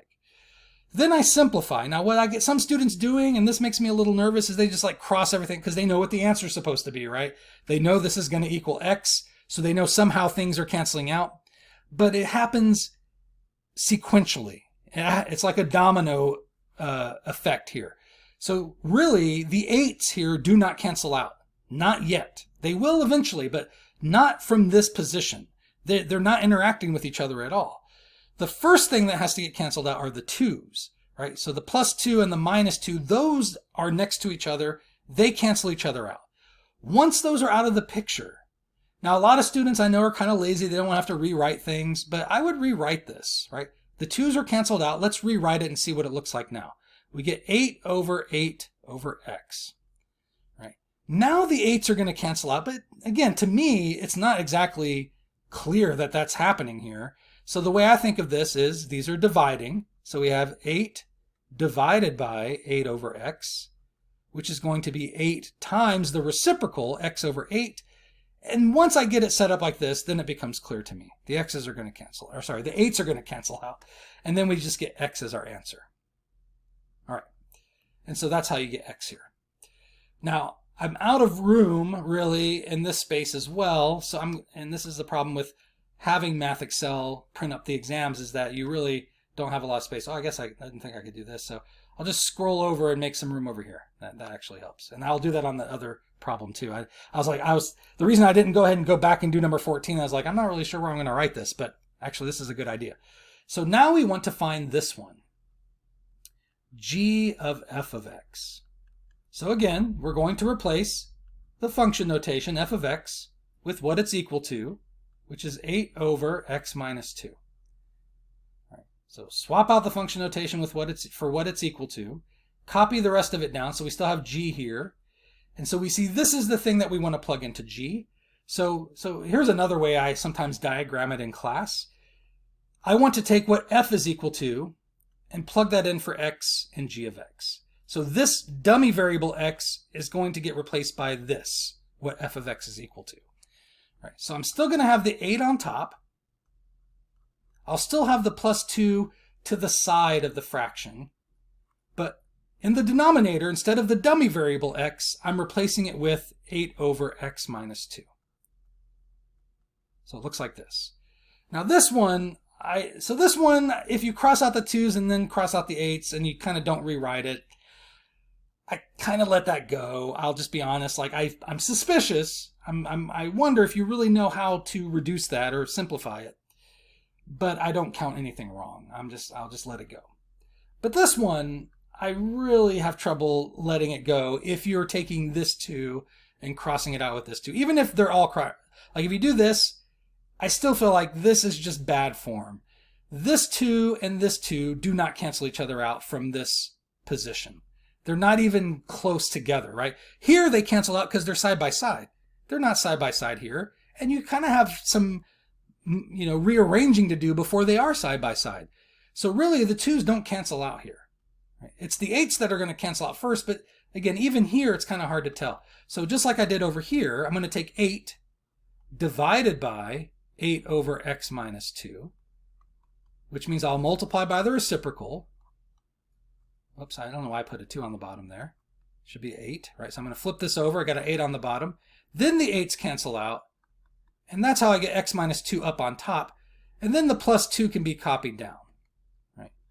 And now the 2's are side by side, and so they'll cancel out, and that's how I get x, right? So that's the work I want to see.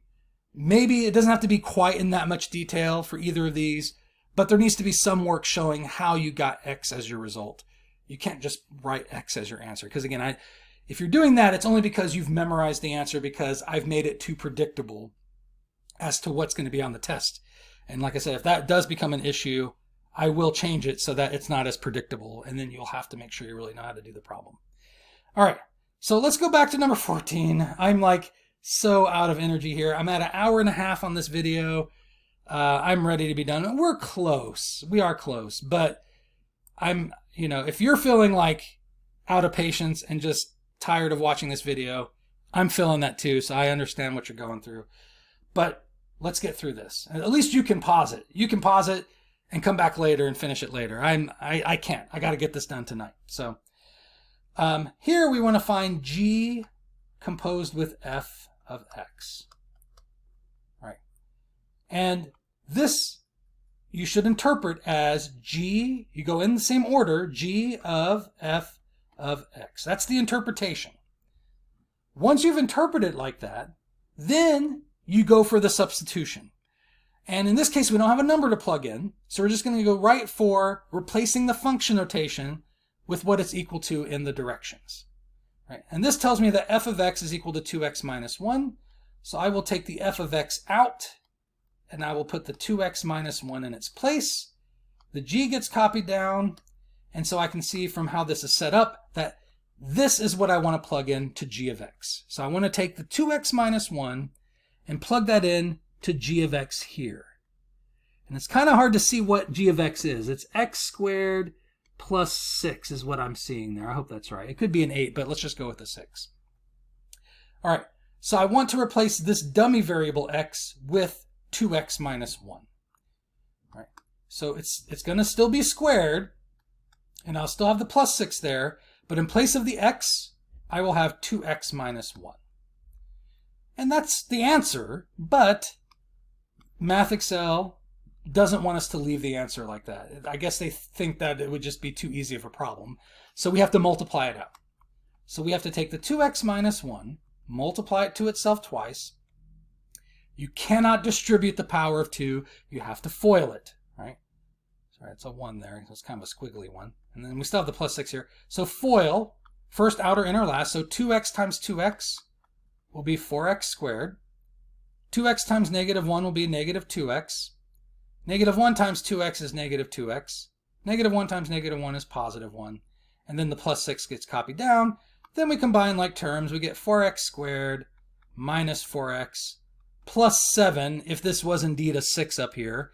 If it's an 8, then 1 plus 8 would be 9. So I'm sorry if this doesn't match the answer on the answer key. Which, by the way, this document, the practice exam, which I'm going to put with this video on Canvas, has the answers on the last couple of pages, so you can check the answers for all these problems. All right, now let's get back to this one. So there's 22 problems. So we are, or is there 21? 21, 22. All right, there's only 21. Okay, this is the last page. I thought there was one more page after this, but we're almost done. All right, so number 18. T is inversely proportional to y. Now, when you see inversely, you should immediately think, and if that's the only thing, now, if you have a combination of like direct and inverse, then you have to be a little more careful with how you set that up.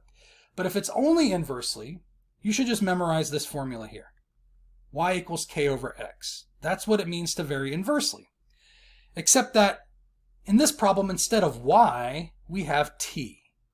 So I'm just going to switch out the variable in the formula I have memorized for what's actually being used in my problem. So this would be y varies directly as x, but we have t varies inversely. Did I say directly? I'm sorry about that. This would be y varies inversely as x. Maybe that is what I said. Now I'm confused. But in this case, we have t varies inversely with y. And I know that's confusing to have y over here. But instead of the y being over here like it normally is, we have t instead. So we want to make the same change in our formula. Instead of y, we want to have t here. And instead of x on the right-hand side like we normally would expect, like we have memorized in our formula, we have y instead. So we're going to have y here instead of x. So that's the formula you want to use to do this problem. You want to take the numbers that they're providing and plug them into that formula, right? So instead of t, we're going to plug in negative 50. And instead of y, we're going to plug in 2. And the reason we're doing this is to find the value for k. Now we can solve for k by multiplying 2 to both sides of the equation, and I'll get negative 100 is equal to k. That is the value of the constant of variation, which is the first answer that's being asked for here. So this is going to equal negative 100. That's the value of k. Then it says write the formula that represents the statement.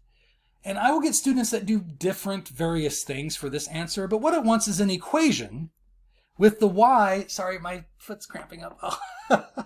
I've been standing for too long. I used to get those cramps really bad, like when I would swim, my foot would cramp up, and I guess that just never stops happening as you get older. So we're going to take k equals negative 100, plug that in for k to get our final equation, except why am I pointing there?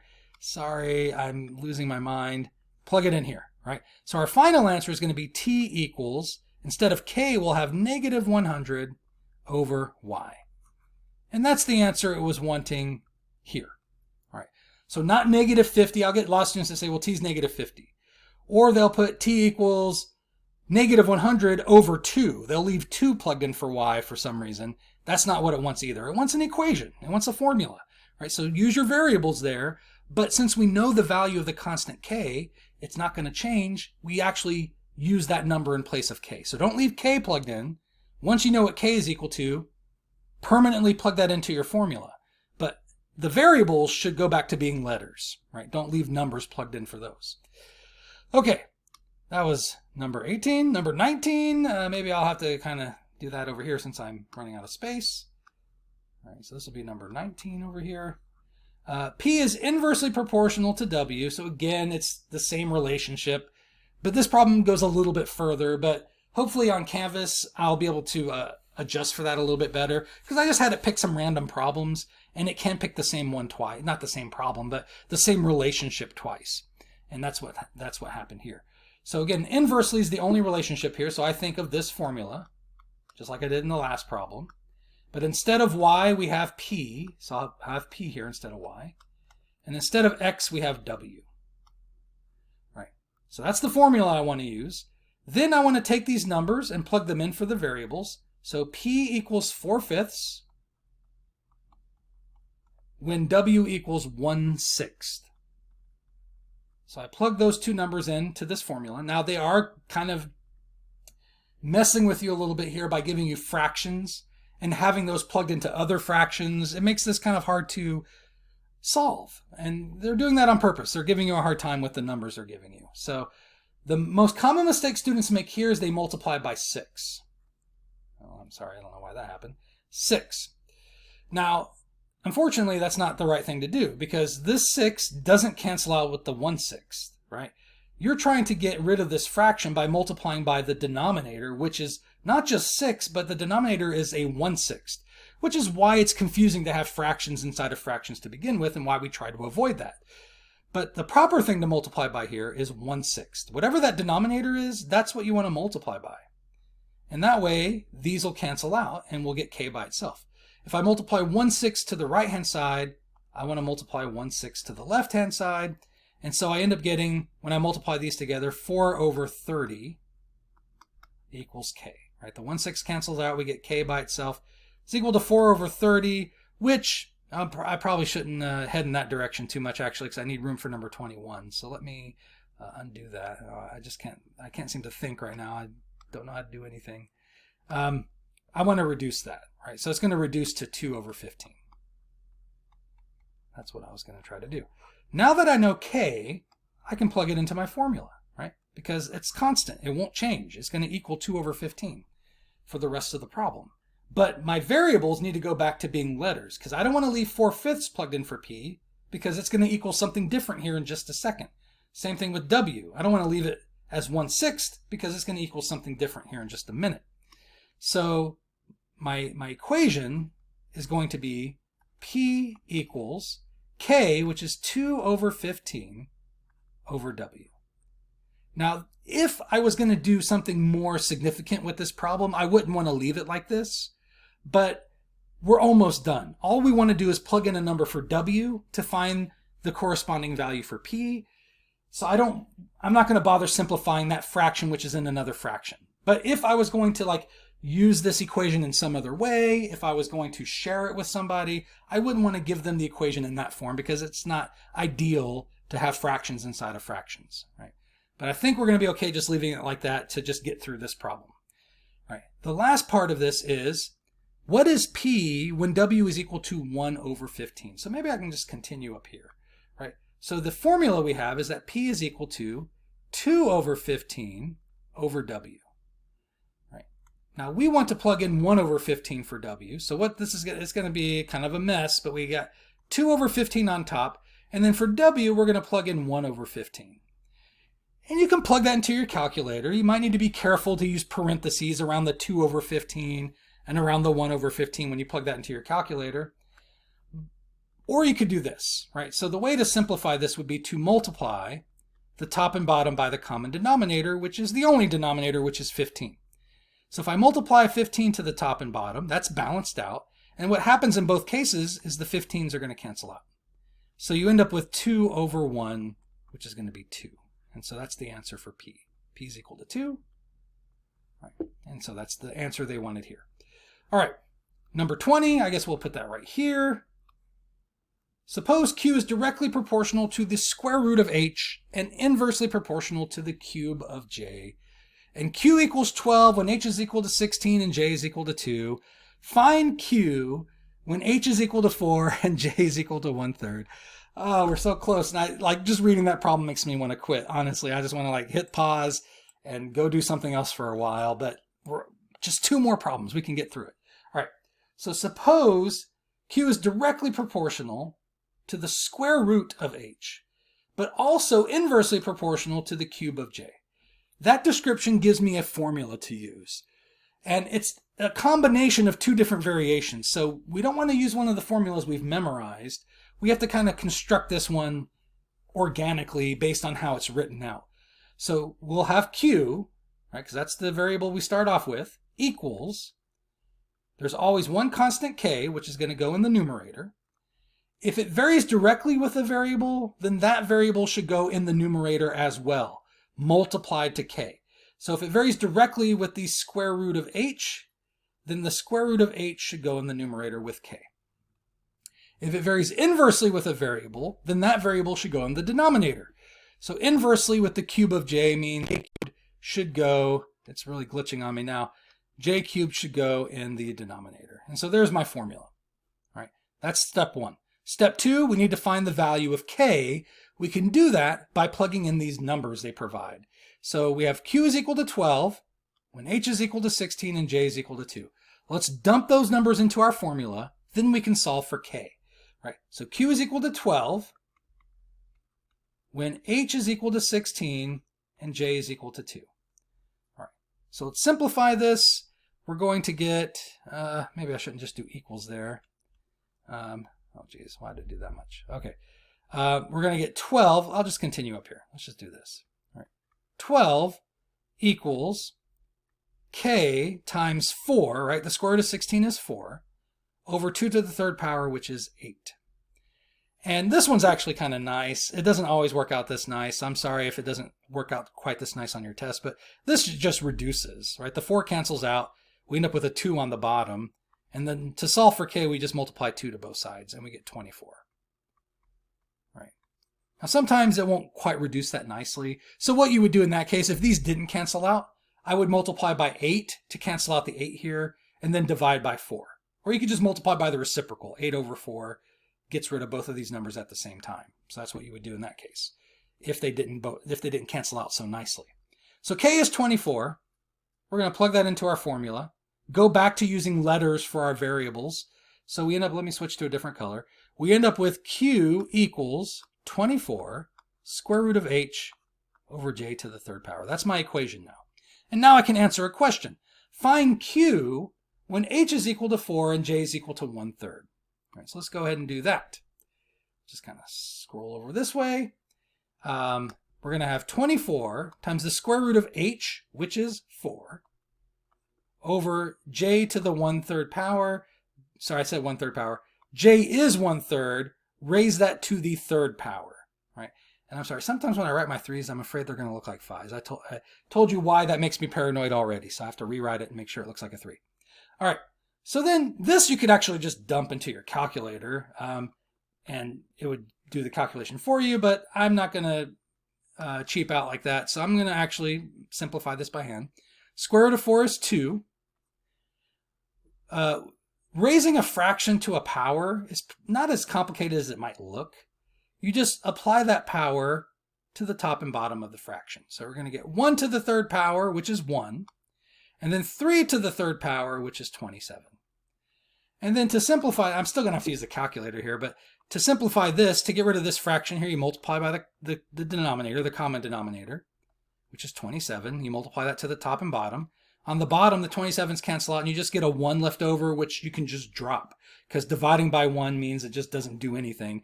And so all you have here, and I'm not going to have enough room there. Let's just do it down here. You have 24 times 2 times 27, divided by 1, right? 24 times 2 times 27 is 1,296. That's actually on the small side for this problem. So this problem can actually have like a 5-digit answer, worst case scenario. 4-digit answer is kind of on the small side. So don't be surprised to get a big number as a result for number 20. All right, last one. Okay, let's see if we can get it under 2 hours here. We're at the 1 hour and 50-minute mark. So number 21, I'm going to try to work it out down here. The pressure exerted by a certain liquid at a given point varies directly as the depth of the point beneath the surface of the liquid. Now here, they're not giving me letters to use as my variables. So I have to identify which concept is the variable and assign it my own letter. And so you can just use X and Y if you want to be generic about it, but you could also use letters that better represent the concept. So for example, for pressure, that's going to be my first variable, the pressure. That's the concept, that's a variable here. I can use P for pressure. And then the other variable is the depth, and I can use D for depth, right? And so we have, if you kind of strip away the description and just focus on the mathematical relationship, and just use the variables, P varies directly with D. That's what the relationship is. And so again, for just varies directly, I think of this formula, y equals kx, but instead of y, I've decided to use P for pressure, and instead of x, I decided to use D for depth. And so that's going to be my formula. Now you can kind of see why my D's might look like O's and why I might be called Ovlin instead of Dylan. All right. That's the formula. So it's just like the problem we just did. You set up the formula first, then you plug in the numbers. The pressure at 80 feet is 160 pounds per square inch. So make sure you plug in the right number to the right variable. The depth is 80 feet, right? So D is equal to 80. So let's just continue this over here. D is equal to 80, and P is equal to 160. Right. So the pressure is 160 pounds per square inch when the depth is 80 feet. And so this is a times here, not a minus. I'm not really happy with that either. Let me just erase that. Oh gosh, okay, I'm ready to be done. This is torture. Okay, times 80. Okay, now we can solve for K. We'll divide by 80 on both sides, and we get K is equal to 2. And so we'll get 2 is equal to K. K is equal to 2. I'm not really happy with that, how that K looks either. All right, and now that we know K, we can plug it into our formula, and now we have P is equal to 2 times D. All right, so that's pretty easy. The pressure is just twice whatever the depth is, right? So the question up here is, what is the pressure at 20 feet? It's going to be 40, right? But we're going to plug in 20 for D, and then we can solve for P. And P is equal to 40. So the pressure will be 40 pounds per square inch at a depth of 20 feet. That concludes the video on the Chapter 2 exam review. And so good luck on the test. And after you take the test, make sure you get started on Chapter 3, and I will see you in the video for Section 3.1.